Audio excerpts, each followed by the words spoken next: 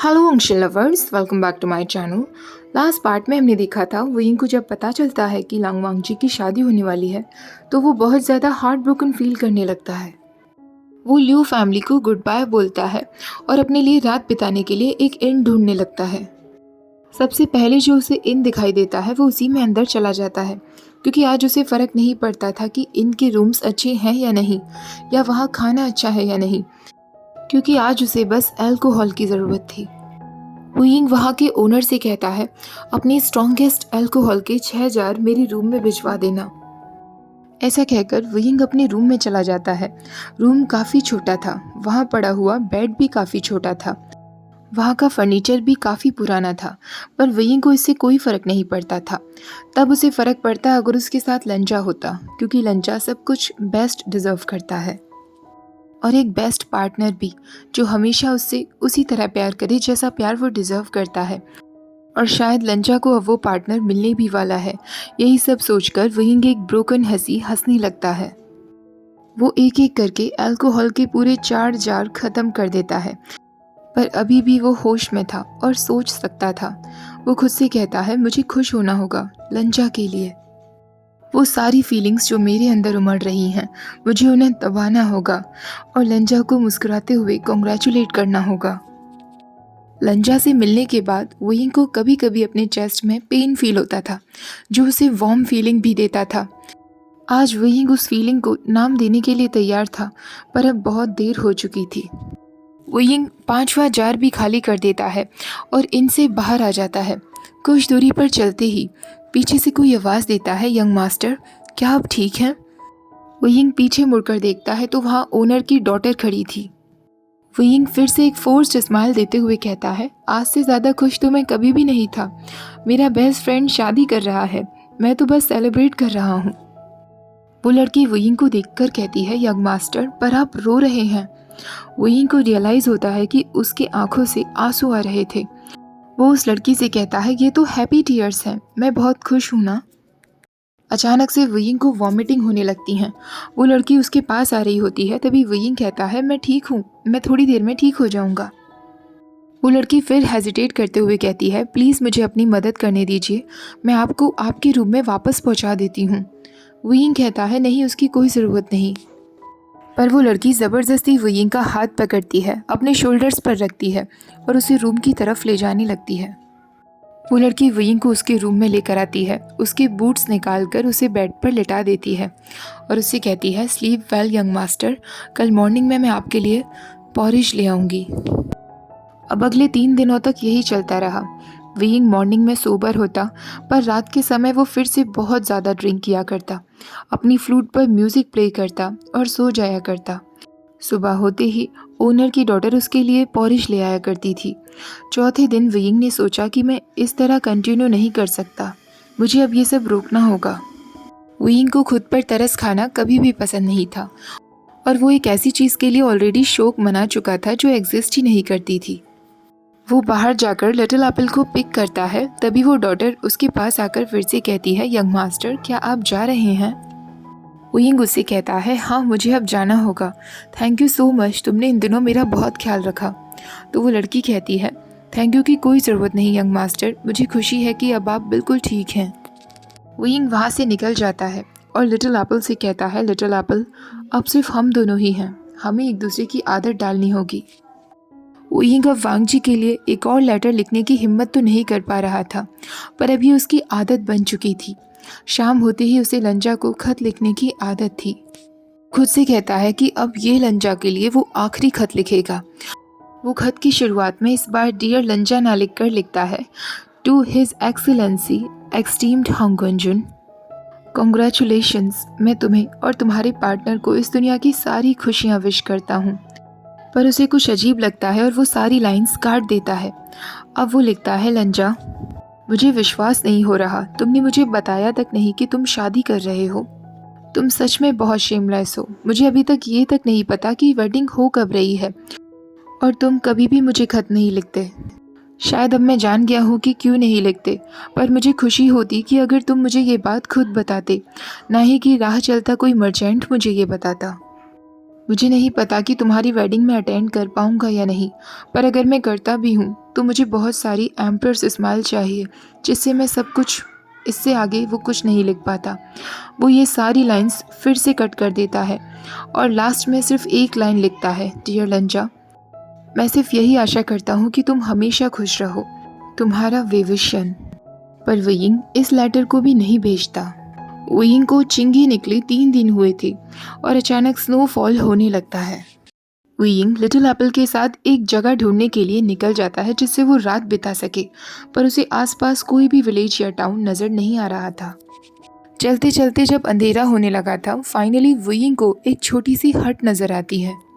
वुयिंग वहां नॉक करता है। अंदर से एक आदमी निकल कर आता है। वुयिंग उसे अपनी मोस्ट चार्मिंग स्माइल दिखाते हुए कहता है, गुड मैन, मैं यहाँ तूफान में फंस गया हूँ। क्या आप प्लीज़ आज रात के लिए मुझे और मेरे डंकी को अपने घर ठहरने दे सकते हैं? वो आदमी कहता है, यंग मास्टर, आप इस वेदर में बाहर क्या कर रहे हैं? वुयिंग कहता है, मैं चिंगी के लिए जा रहा था। अचानक मौसम खराब होने लगा। मैं तुम्हें बिल्कुल परेशान नहीं करूँगा। अगर तुम चाहो तो तुम्हारे छोटे से घर के लिए मैं तालिस्मैन्स भी बना सकता हूँ जिससे हमें प्रोटेक्शन मिलेगी। वो आदमी कहता है, ठीक है यंग मास्टर, आप अंदर आ सकते हैं। उस स्मॉल हट में एक यंग कपल की फैमिली थी जिनका एक 2 साल का छोटा सा बेटा था, जो वुयिंग को देखकर थोड़ा सा डर रहा था। कभी वो फर्नीचर्स के पीछे छुप रहा था तो कभी अपनी माँ के पीछे। उसकी इस हरकत को देखकर उस बेबी की माँ यानी वैन जय कहती है, यंग मास्टर, उसकी हरकत के लिए माफ़ कर दीजिएगा, पर यहाँ ज़्यादातर विजिटर्स नहीं आते हैं, इसलिए उसे स्ट्रेंजर्स को देखने की आदत नहीं है। वुयिंग कहता है, नहीं, मुझे कोई प्रॉब्लम नहीं है।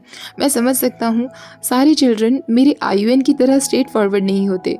ऐसा कहते ही वुयिंग को वो सीन याद आ जाता है जब आयुएन ने लंजा की थाइस को पकड़ लिया था और उससे अलग होने का नाम नहीं ले रहा था।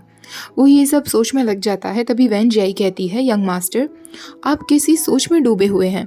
क्या ये आयुएन आपका बेटा था? वुयिंग कहता है, हाँ, वो मेरा बेटा था। मैं उसे बहुत मिस करता हूँ। वैन जय पूछती है, आपकी वाइफ कहाँ है फिर? वुयिंग कहता है, मेरी कोई वाइफ नहीं है। और आगे जो वो कहने वाला था उसे खुद नहीं पता था कि उसने ऐसा क्यों कहा। शायद वो अपनी लिटिल फैंटेसी को किसी के सामने लाना चाहता था, किसी ऐसे के सामने जिसे सच्चाई का पता ना हो। यही सब सोचकर वो कह देता है, मेरा बेटा मेरे हस्बैंड की केयर में है। मैं जब भी ट्रैवल करता हूँ तो वो उसके साथ ही रहता है। वो लेडी पूछती है, तो क्या आपका हस्बैंड भी एक कल्टिवेटर है? वुयिंग कहता है, हाँ, पर वो एक सेक्ट को बिलोंग करता है।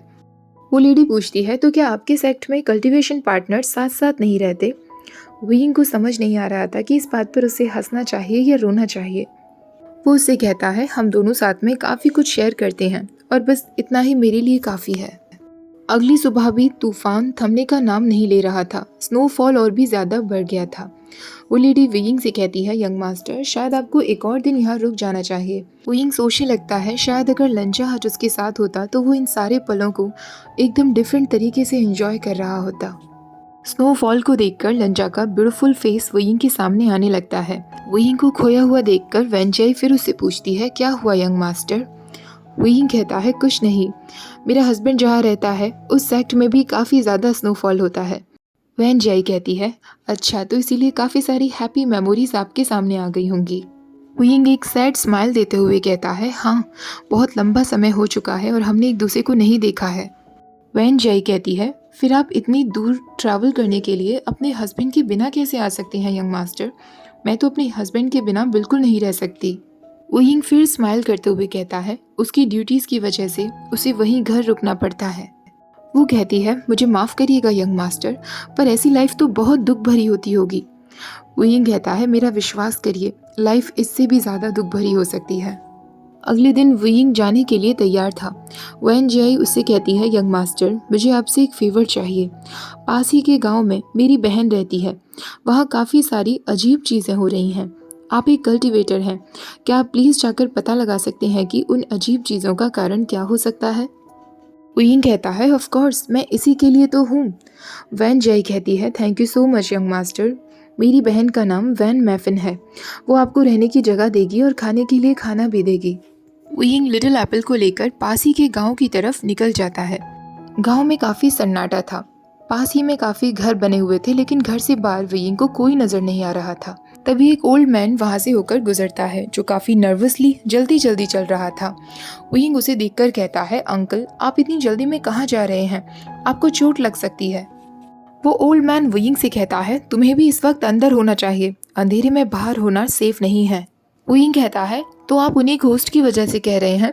उन घोस्ट को क्लियर करने के लिए ही मैं यहाँ आया हुआ हूँ। क्या आप मुझे बता सकते हैं कि प्रॉब्लम्स कहाँ हो रही हैं?